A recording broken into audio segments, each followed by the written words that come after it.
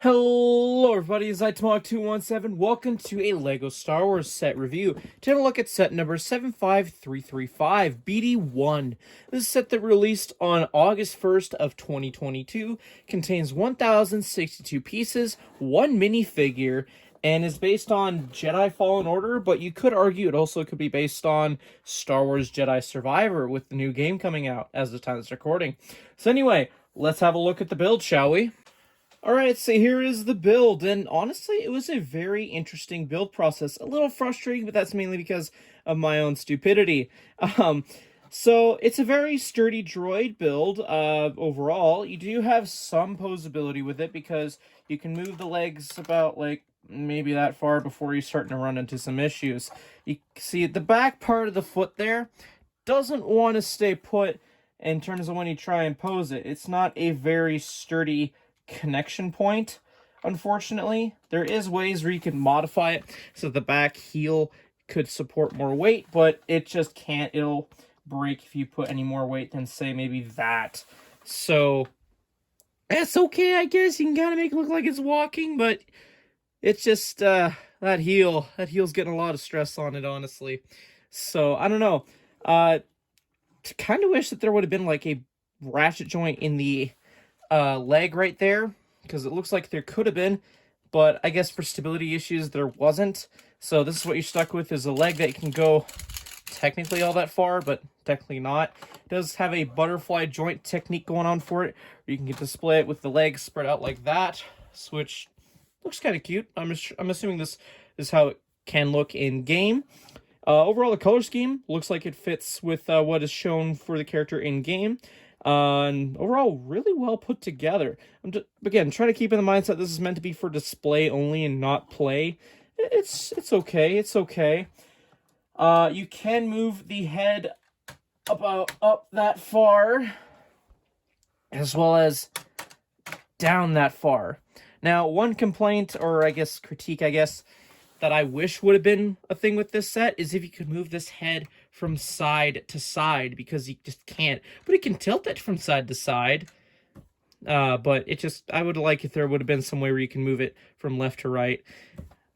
Because I'm pretty sure, based on video game trailers I watched, that, this guy's pretty versatile. He gets around, Anywho, you do have at least one play feature, I guess, technically, and that's this little drawer that can slide out a little bit on the side of his head, and it's a little hard to access, admittedly, but with a little bit of practice, you can get it out. You will need nails, by the way, to kind of pry this out, but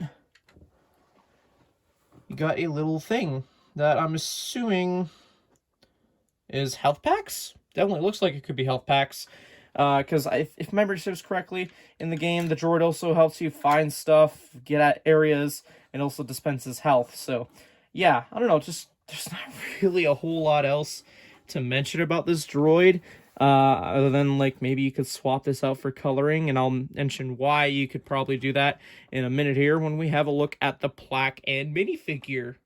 So I guess with every buildable character that LEGO releases, they have a buildable plaque with a stand for the minifigure. So you can read the information here for the stickered plaque. It's the only sticker included in the set. Should be printed, but anyway. That's for the minifigure. It currently is exclusive as of the time of this recording. I have heard the argument of why didn't include Cal Kestis. Well, it kind of doesn't necessarily fit in this set, Like you're getting, it's been a common tradition for the buildable characters just to include just the character it's based on. So obviously you get an exclusive BD1 figure. I definitely could see LEGO going back and making more Fallen Order or Jedi Survivor themed LEGO sets possibly, and including this figure. But for now, it's currently exclusive and it looks really cool. It uses that new BD mold, and the only other time this mold has been used as I was recording is for the figure that was included in the Mandalorian N1 Starfighter, also released in 2022, which is named BD72, which is a blue variant, which, if you want, you probably could modify this set to look like if you were to buy another copy, because, again, all you'd need to do is just modify the colorings a little bit here and there, if you can kind of get an idea of what I'm saying here. But, yeah, really cool figure nonetheless.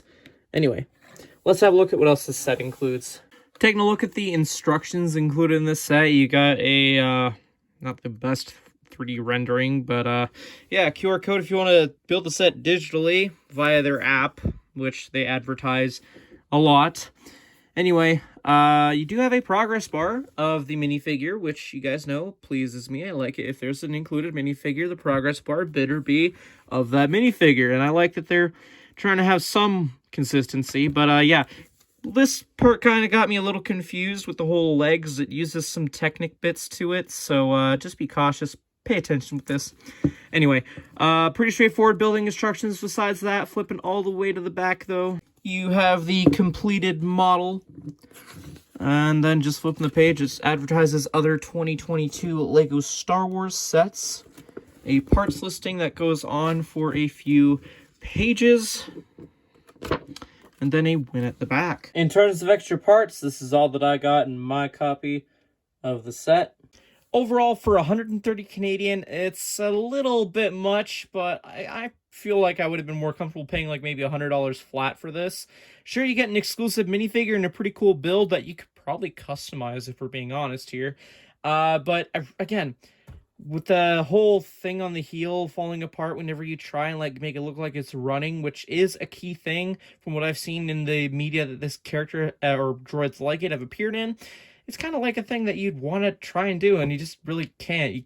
Like, it tries to have some posability, but it doesn't.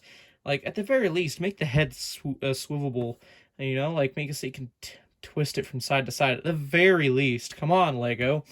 But, alas, in terms of if I should recommend you guys picking this up, only if you're, like, hardcore Jedi Survivor and Jedi Fallen Order fans. Sure, absolutely, this is a must-have. The scaling for this is pretty good, given the fact that this character is supposed to sit on your shoulder in-game. This character could probably sit on your shoulder, no problem. It definitely feels, with the scaling, very accurate. So, with that and the looks, it's good. But, again, keep in mind, it's just a display set. So, $130 Canadian. Bit steep, but yeah, besides that, it's a pretty fun build, so I'd recommend picking it up. Anyway, those are more or less my thoughts. Let me know yours in the comments section down below. If you enjoyed this review, hit that like button, subscribe if you're new to the channel, all that fun stuff. Anyway, thank you everyone so much for watching, and I'll see you all in a future video. Till then, see you later. Bye-bye.